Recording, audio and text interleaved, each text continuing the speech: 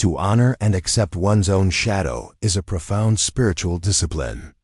It is whole-making and thus holy and the most important experience of a lifetime.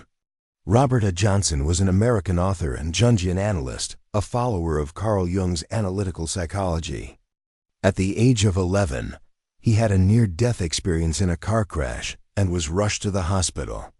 He found that the nothingness, the blackness, was also the ecstatic world. He saw the world golden in visions.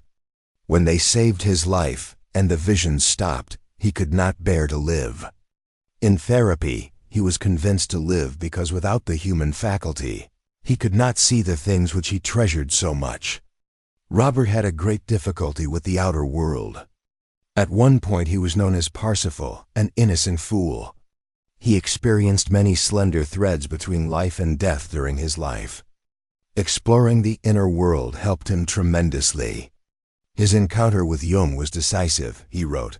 Dr. Jung told me to spend most of my time alone, have a separate room in the house to be used for nothing but inner work, never to join any organization or collectivity. Dr. Jung told me that the unconscious would protect me, give me everything that I needed for my life, and that my one duty was to do my inner work. All else would follow from this. He said it was not the least important whether I accomplished anything outwardly in this life, since my one task was to contribute to the evolution of the collective unconscious. At the age of 54, and feeling lost in his life, Robert visited India alone. After a long and exhausting trip, and having lost his luggage, he went to his hotel and wanted nothing else than to sleep the whole day.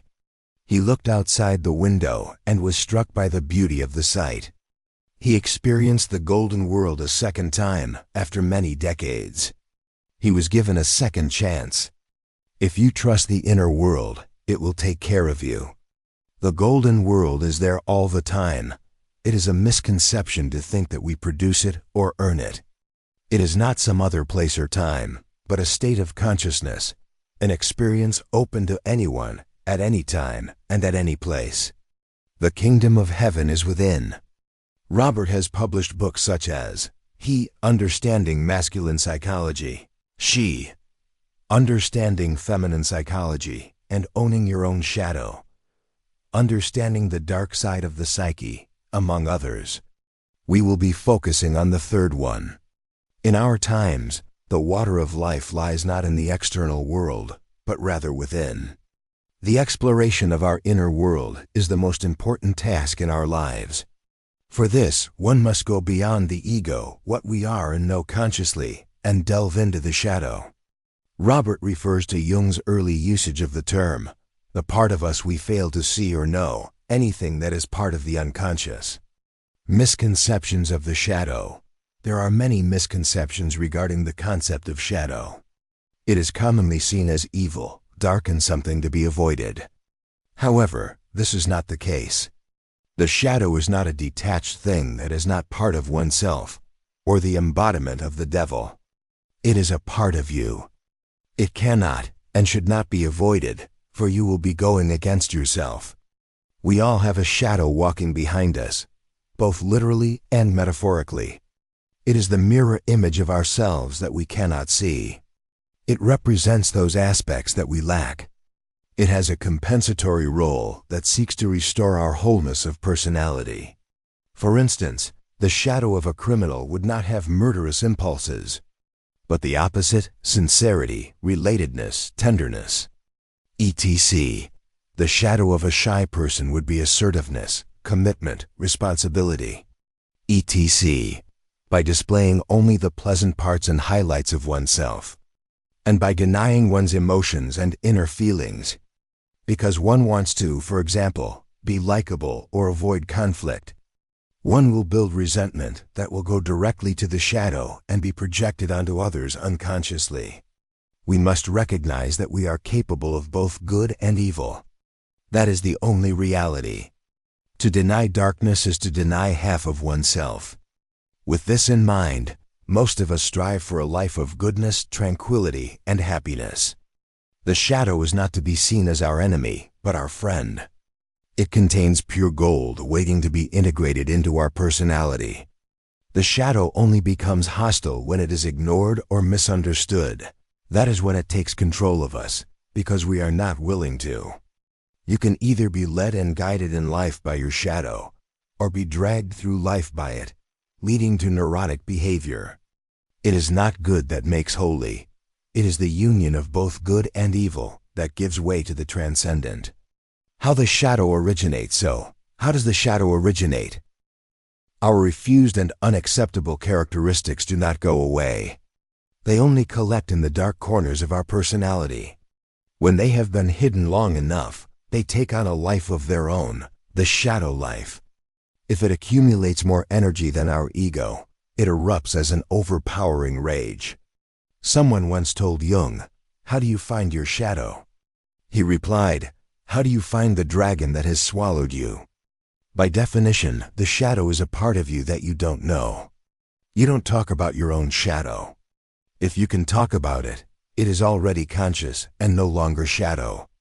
As such, other people are more likely to see your shadow first, an embarrassing reality. We are all born whole, but somehow culture demands that we live out only part of our nature and refuse other parts of ourselves.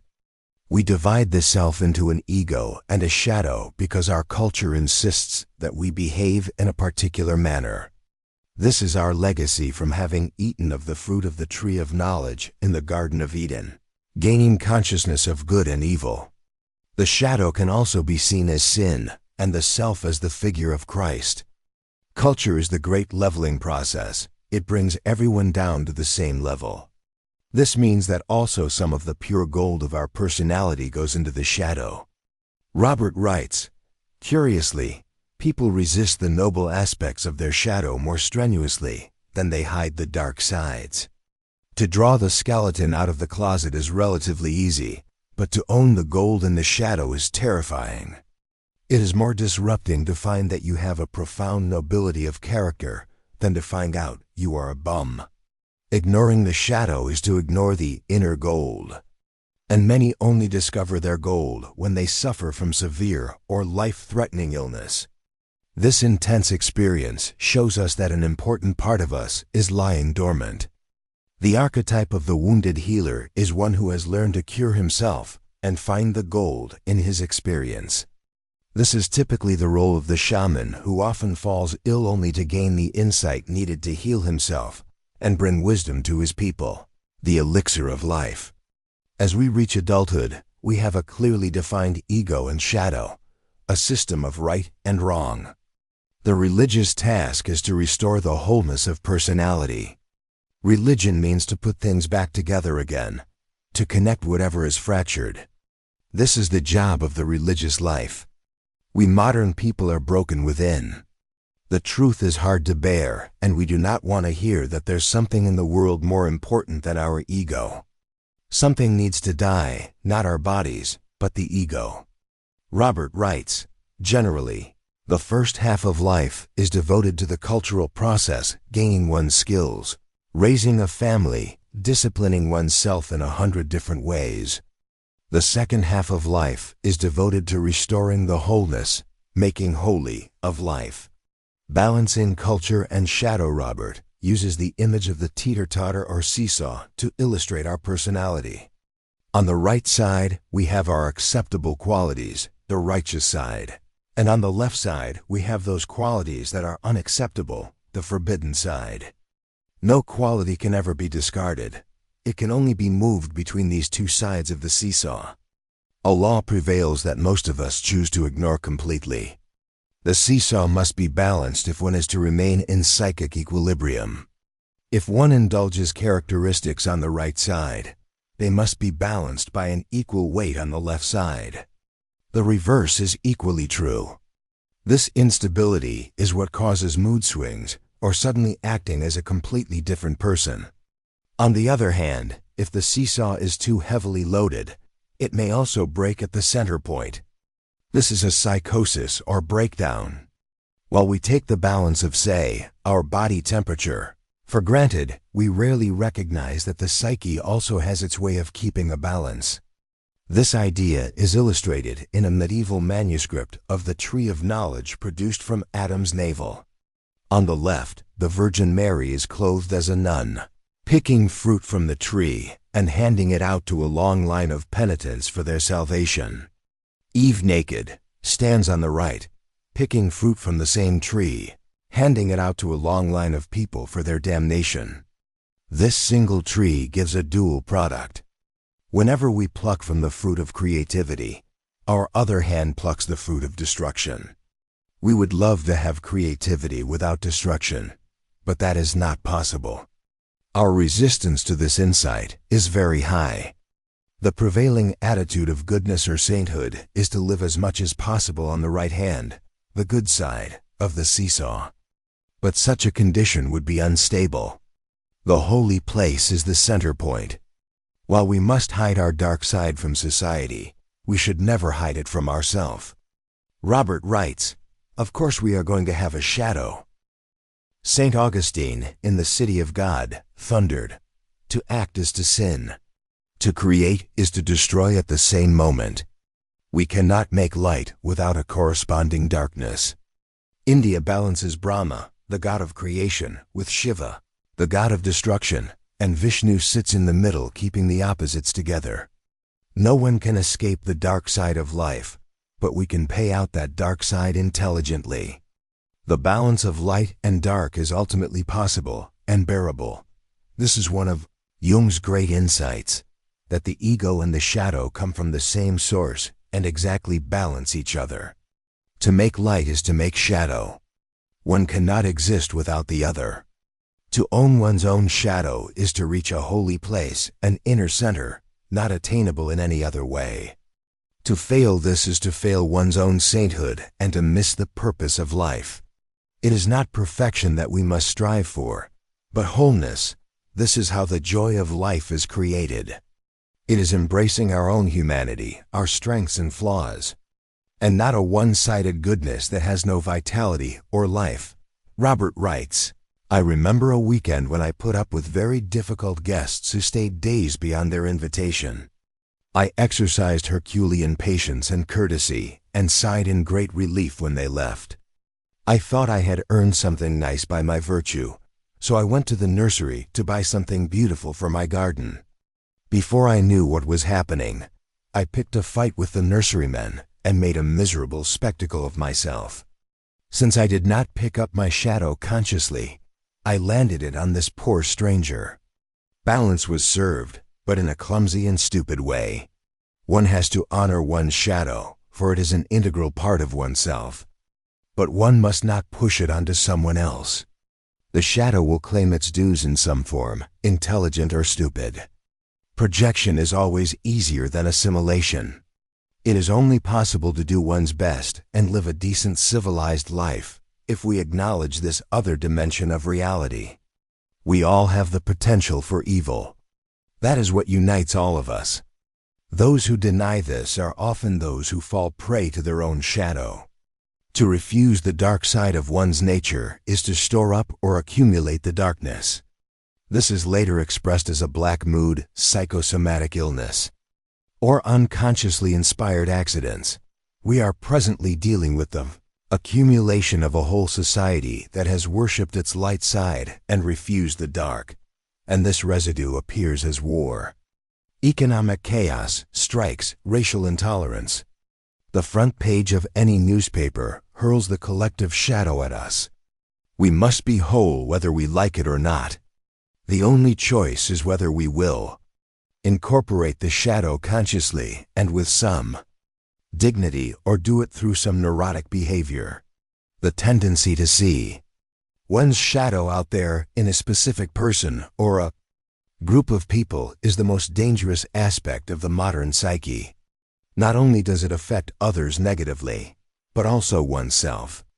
It is only by taking the shadow back into oneself that one can assimilate it. It must return to where it first originated and where it is required for your own wholeness. It is common for two people's shadows to be at each other. This rarely leads anywhere, as both of them are entirely at the mercy of the unconscious. To be in the presence of another's shadow And not reply is nothing short of genius. Goethe's Faust is a great example in literature of the meeting of ego and shadow.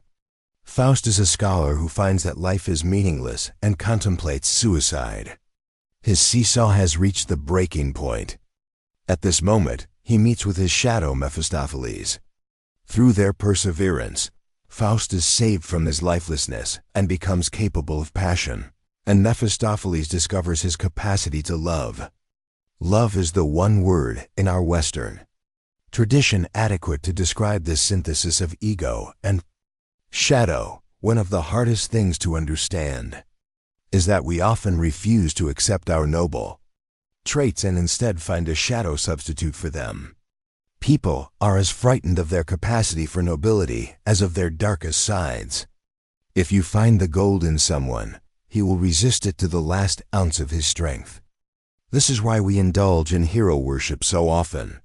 All our energy lies in our shadow, and ignoring it makes us feel lifeless, exhausted, and lazy. A confrontation with one's shadow fills one up with energy and stamina, which we can use for our daily tasks and work. Robert writes, "A wise woman once showed me how to get more energy when I complained that I was exhausted before lecturing. She instructed me to go to a private room just before the talk, take a towel, dampen it so it would be very heavy, then throw the towel, wrapped up into a ball, at the floor as hard as I could and shout. I felt infinitely foolish doing this, for it is not my style. But when I walked out to the lecture platform after such an exercise, there was fire in my eyes. I had energy and stamina and voice. I did a courteous, well-structured lecture. The shadow backed me but did not overwhelm me. Parrots learn profanity more easily than common phrases since we utter our curses with so much vigor. The parrot doesn't know the meaning of these words, but he hears the energy invested in them. Even animals can pick up on the power we have hidden in the shadow. In middle age, one gets tired of the involuntary round trips between the two ends of the seesaw.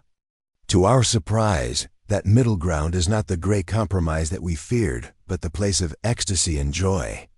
If we learn how to take the energy of the shadow and use it correctly, it can set the stage for a whole new phase of life. In a shadow ritual, one must find one of the left-hand contents and give it expression in some way that does not damage the right-hand personality. One can offer a sacrifice in multiple ways, such as writing the shadow material down and then burning the paper. A symbolic or ceremonial ritual affects one as much as any event, as long as it means something for you. All healthy societies have a rich ceremonial life to pay out their shadow in a symbolic way. Through fasting, sacrifice, sexual abstention, etc., we must acknowledge the whole of reality. Destruction and creation, evil and redemption. Our fondness for the light blinds us to the greater reality and keeps us from this larger vision of wholeness.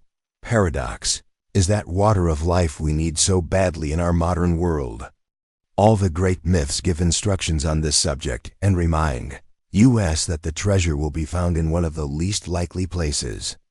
Strangely, the best can come from the most neglected quarter. We will go to almost any length to avoid this painful paradox. But in that refusal, we only confine ourselves to the useless experience of contradiction. Contradiction brings the crushing burden of meaninglessness. One can endure any suffering if it has meaning. But meaninglessness is unbearable. Contradiction is barren and destructive, yet paradox is creative. It is a powerful embracing of reality. Every human experience can be expressed in terms of paradox. Day is comprehensible only in contrast to night. Masculinity has relevance only in contrast to femininity. Activity has meaning only in relation to rest. Up is only possible in the presence of down. Where would I be without you? Where is joy not bounded by sobriety? To advance from opposition, always a quarrel, to paradox, always holy, is to make a leap of consciousness. That leap takes us through the chaos of middle age and gives a vista that enlightens the remaining years of life. Winning and losing, eating and fasting, earning and giving. These are not opposites, but are all necessary to the human condition. Every one of us lives in this contradiction. So what do we do with this apparently insufferable contradiction? That is essentially the question that is at the base of every neurotic dissociation and every psychological problem. If we go at the question wrongly, we are bound in a neurotic paralysis in which we can do nothing. We cannot act or be still. This is where many people stand and their suffering is intense. Danish philosopher Kierkegaard expresses this as exemplifying the life of the aesthete, who chases pleasure but is struck with despair. He writes, "I can't be bothered. I can't be bothered to ride. The motion is too violent. I can't be bothered to walk. It's strenuous. I can't be bothered to lie down, for either I'd have to stay lying down and that I can't be bothered with, or I'd have to get up again, and I can't be bothered with that either. In short, I just can't be bothered." Kierkegaard, too, believes that paradox is the solution to despair, which can only be found in taking the leap of faith towards God. To think that one way of action is profane and another sacred is to make a terrible misuse of language. This is a flaming, flagrant error and is the seat of most of the neurotic suffering in humankind. Religion bridges or heals, it restores and reconciles the opposition that has been torturing each of us. It helps us move from contradiction, that painful condition where things oppose each other, to the realm of paradox, where we are able to entertain simultaneously two contradictory notions and give them equal dignity. The English poet William Blake also spoke about the need to reconcile both the light and the dark parts of the self. He said we should go to heaven for form and to hell for energy, and marry the two. Most people spend their entire life energy supporting the war of opposites within themselves. This only brings despair. In the miracle of the paradox, it is good to win. It is also good to lose. It is good to have. It is also good not to have. Each represents a reality, a truth. To stay loyal to paradox is to earn the right to wholeness. Fanaticism is always a sign that one has adopted one of a pair of opposites at the expense of the other. The high energy of fanaticism is a frantic effort to keep one half of the truth at bay while the other half takes control. This always yields a brittle personality of always being right. But what has paradox to do with the shadow? It has everything to do with the shadow, for there can be no paradox, that sublime place of reconciliation, until one has owned one's own shadow and drawn it up to a place of dignity and worth. To own one's own shadow is to prepare the ground for spiritual experience. Conflict to paradox to revelation. That is the divine progression. Who does not spend much of his time debating whether to do the disciplined task or to goof off a bit longer and stay in dreamy nowhere? Neither is holy. But exactly in the paradox between them lies the holy place. To be in a situation where there is no way out, or to be in a conflict where there is no solution, is the classical beginning of individuation or self-realization. In this state, the unconscious wants the hopeless conflict in order to put ego consciousness up against the wall, so that one has to realize that whatever one does is wrong. This is an act of humility that invites one to see beyond the ego, to that which is greater than ourselves. We know that the mandala is the holy circle that represents wholeness. The self, mandalas are devices that remind us of our unity with God and with all living things. In Tibet, a teacher often draws a mandala for his student and leaves him to meditate on this symbol for many years before he gives the next step of instruction. The mandala, however, is an idea that is rarely talked about. The mandala also has a healing effect, but its form is somewhat different. It is an almond-shaped segment that is made when two circles partly overlap. This symbol signifies nothing less than the overlap of the opposites that we have been investigating. It instructs us how to engage in reconciliation. We can often see Christ or the Virgin Mary in its center. By definition, Christ himself is the intersection of the divine and the human. He is the prototype for the reconciliation of opposites and our guide out of the realm of conflict and duality. When one is tired or discouraged by life, that one can no longer bear to live, the mandala shows what one may do. When the most Herculean efforts and the finest discipline no longer keep the painful contradictions of life at bay, we are all in need of the mandala. Our own healing proceeds from that overlap of what we call good and evil, light and dark. It is not the light element alone that does the healing. The place where light and dark begin to touch is the most profound religious experience we can have in life. We like to think that a story is based on the triumph of good over evil. But the deeper truth is that good and evil are superseded, and the two become one. When one is truly both a citizen of heaven and earth, one finally realizes that there was only one circle all the time. This is the fulfillment of the Christian goal. The two circles were only the optical illusion of our capacity and need to see things double. If one makes a mandala in the privacy of one's interior life, it is heard for more than 1,000 miles. People often asked Jung, "Will we make it?" referring to the cataclysm of our time. He always replied, "If enough people will do their inner work." The acknowledgement of one's shadow diminishes shadow projection and helps to contribute less to the general darkness of the world by not adding to the collective shadow that fuels war, division, and strife. But we also prepare the way for the mandala, that ultimate place of wholeness in one's inner life. The great prize of human consciousness. In the Four Quartets, T.S. Eliot writes, "The fire and the rose are one. By overlapping the two elements of fire and flower, he makes a mandala." We are pleased to the depth of our soul to be told that the fire of transformation and the flower of rebirth are one and the same.